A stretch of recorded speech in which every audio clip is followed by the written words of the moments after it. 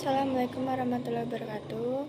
Saya Rizky Nurhasana dengan NIM H1B1200019 Prodi Ilmu Politik Fakultas Hukum.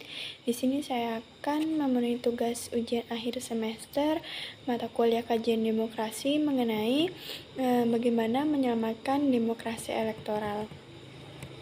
Dikutip dari mediaindonesia.com bahwa di tengah kemandulan regulasi dan lemahnya mekanisme pencegahan dan pemberantasan politik uang dalam pilkada, kita justru mendengar sebuah saran yang tidak produktif lagi dari Ketua Umum Partai Gerindra. Diambil contohnya dari Partai Gerindra yaitu Prabowo Subianto, bahwa ketika mengumumkan gerakan donasi yang dibangunnya, ia menyatakan bahwa saya sampaikan dan saya anjurkan kalau rakyat Indonesia dibagi-bagikan sembako dan dibagikan uang, terima saja karena itu hak rakyat. Tetapi pada saat menentukan pilihan di depan pemilihan, gunakanlah hati nurani. Nah, kalau diambil dari kejadian ini, Prabowo Subianto terang-terangan ingin membagikan sembako kepada masyarakat Indonesia. Nah, dibalik dari maksud tersebut agar rakyat Indonesia ini memilih Subianto sebagai memenangkan pemilihan. Hal tersebut terlihat bahwa itu adalah salah satu dari politik uang. Tetapi seharusnya saat pemilihan umum itu rakyat itu menentukan pilihannya dengan hati nurani, bukan karena dengan imbalan. Pilihlah sesuai dengan hati nurani kita sendiri. Bersamaan dengan anjuran itu, beliau juga menyampaikan kritik atas praktisi demokrasi elektoral yang dikendalikan segelintir orang kaya yang menguasai mayoritas kekayaan Indonesia. Pertanyaan tadi mengandung dua kemungkinan. Yang pertama yang dimaksud Prabowo adalah para politisi yang mendukung pernyataan itu hendak membenarkan sesuatu yang salah, tetapi sudah menjadi realita dalam masyarakat menjelang pemilu pilkada. Pernyataan itu bertujuan membenarkan apa yang selama ini sering disuarakan, seperti kami masih terbuka menerima serangan fajar. Selamat menerima serangan fajar itu ambil uangnya, atau ada uang, atau ada suara, dan lain-lain sebagainya. Nah, yang kedua, hal itu menunjukkan tingkat frustasi para elit terhadap praktik politik uang yang terus menyandera demokrasi elektoral. Mereka sudah kehabisan akal untuk mengatasi sehingga memilih untuk melegalkannya. Jadi tidak ada lagi mereka sudah kehabisan akal dalam mengatasi sehingga mereka melegalkan yang namanya politik uang tadi. Melalui anjuran tersebut, dalam perspektif hukum pemilu, anjuran itu merupakan ajakan yang melakukan pelanggaran pemilu. Ketika mereka sudah melegalkan politik uang, namun dalam pandangan hukum, hal tersebut adalah pelanggaran dalam pemilu. Bagaimanapun tindakan memberi, membujuk, dan menerima pemberian atau memenuhi hak pilih seorang ialah sebuah tindak pemilu. Hal tersebut sudah melanggar etika politik dan pelanggaran pemilu. Ketika pemilih dianjurkan untuk menerima pemberian dari konsisten pemilu atau pilkada, diambil contoh tadi bahwa sebagai tokoh politik ini sesungguhnya tengah mengajak pemilu agar menyimpangi apa yang telah ditentukan oleh regulasi yang ada.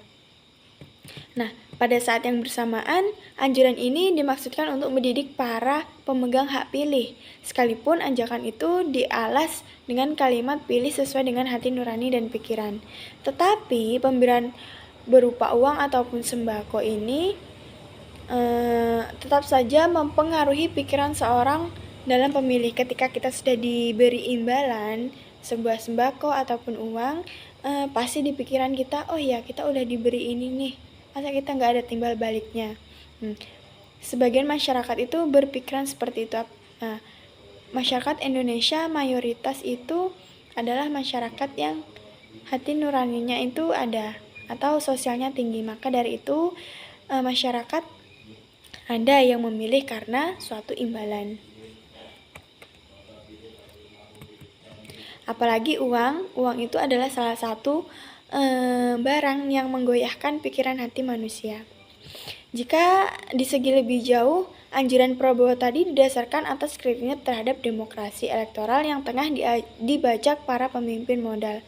Nah, kritik tersebut memang tidak keliru, bahkan secara teoritis ada alasan pembenarannya. Salah satu yang paling rawan dalam sistem politik adalah pembajakan terhadap pemilu oleh orang-orang yang menguasai uang. Nah, pemilu yang sejatinya sebagai jembatan rakyat untuk kekuasaan negara jarang mengalami disfungsi akibat robohkan politik jual beli suara. Kondisi demikian bahkan sengaja dipelihara dan didukung oleh elit karena kepentingan mereka tercapai melalui suasana yang begitu. Nah, akhirnya, sekalipun tampak demokratis, pemilu pilkada sesungguhnya tidak lain sekadar untuk melegitimasi pemerintahan oligarki yang sama sekali tidak menguntungkan rakyatnya. Bahkan oligarki tersebut yang Winters tersebut sebagai oligarki sipil atau telah berkelindan dengan demokrasi. Keduanya saling menggeser bagaimana demokrasi dan oligarki yang saling berpadu. Salah satu tokoh yang bernama Moskwen pada tahun 1939 mengatakan bahwa demokrasi yang demikian hanya berkedok untuk kendali mayoritas terhadap mayoritas dan merupakan tipu besar-besaran. Tetapi tipu besar-besaran tersebut sudah mempengaruhi pikiran masyarakat saat pemilihan umum.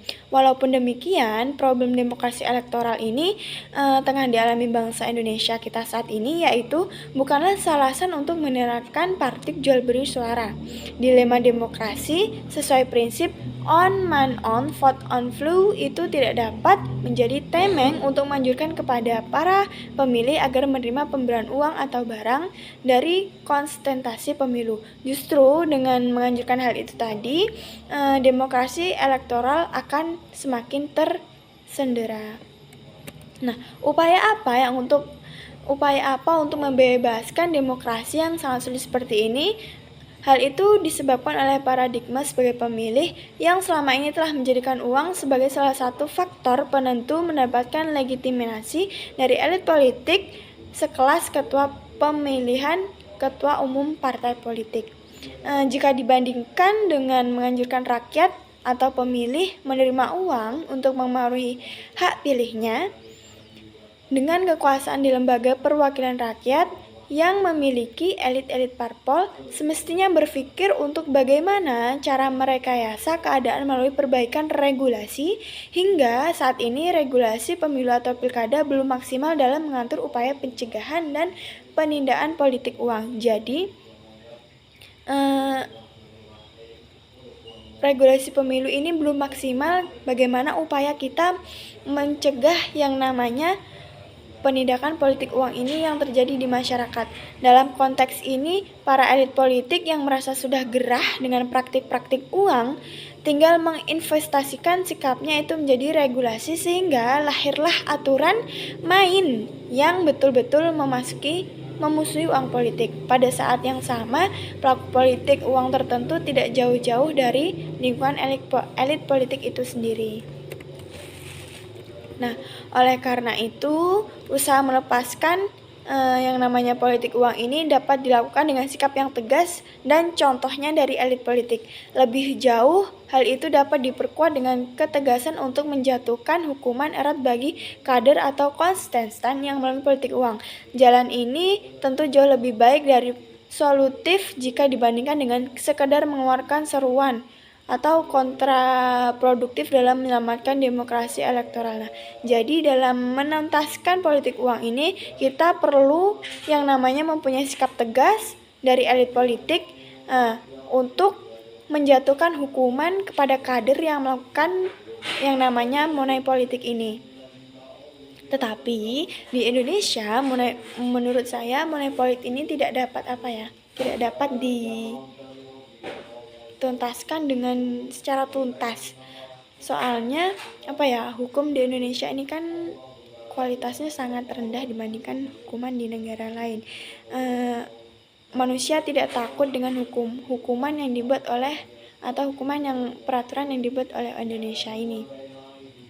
Jadi menurut saya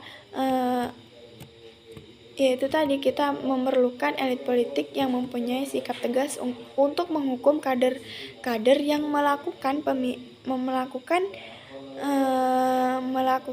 politik uang dalam saat pemilihan umum.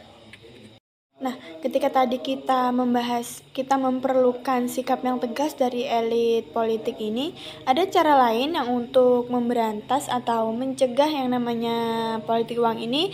Saya membaca salah satu jurnal mengenai gerakan desa anti politik uang yang merupakan salah satu gerakan yang bertujuan untuk melakukan pendidikan politik yang berkaitan dengan politik di daerah istimewa Yogyakarta. Nah, jadi tujuan dari gerakan ini adalah untuk memberikan atau membentuk aktor desa menjadi tim yang memberikan pendidikan politik positif bagi masyarakat, khususnya dengan jual beli politik atau politik uang ini.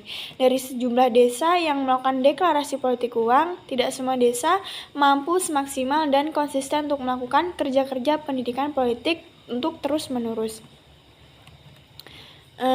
Agar tercapainya konsisten dari desa ini, banyak desa yang mendeklarasikan sebagai desa APU namun tidak konsisten. Hal tersebut disebabkan oleh pemerintahan desa yang tidak mendukung dan mereka bagian dari aktor-aktor para klan politik ini. Pendidikan politik ini adalah upaya primitif ini dilakukan untuk meminimalisir hubungan prosentase yang kerap kali terjadi dalam proses pemilihan umum yang merugikan masyarakat jangka panjang.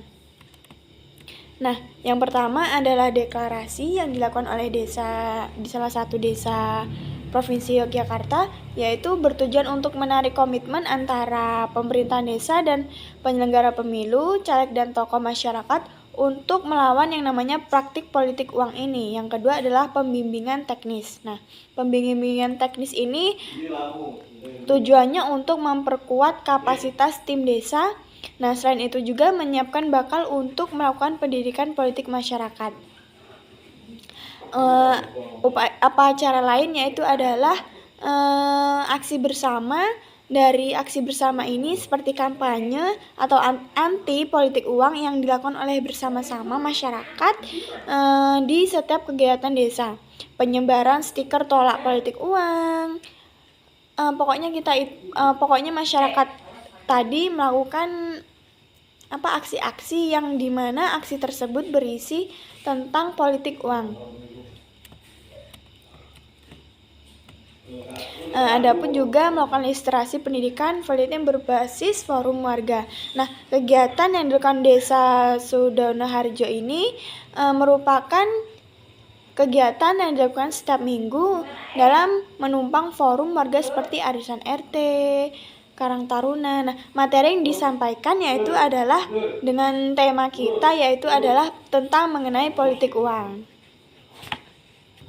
Nah, adapun pendidikan politik dengan konsep upaya primitif ini, upayanya tersebut yaitu adalah penanggulangan pada tindakan pencegahan terjadinya praktik politik uang. Nah, dalam pembahasan hal ini menunjukkan bahwa adanya upaya primitif ini dilakukan dengan cara konsep pengawasan preventif masyarakat dengan cara membuka posko pengaduan di masing-masing desa.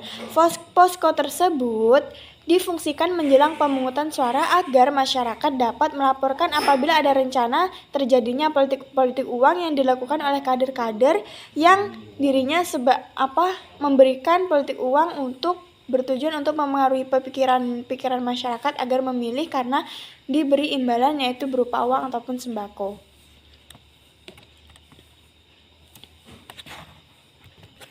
Menurut saya, politik yang kita lakukan saat ini adalah merupakan momok yang sangat besar untuk menakutkan proses demokrasi yang ada di Indonesia.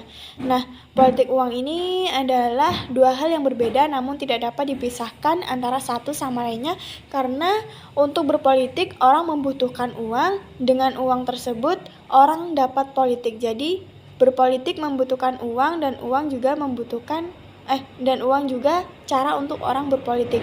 Hal ini disebabkan karena politik itu merupakan arena yang sangat menggiurkan untuk melakukan berbagai macam transaksi.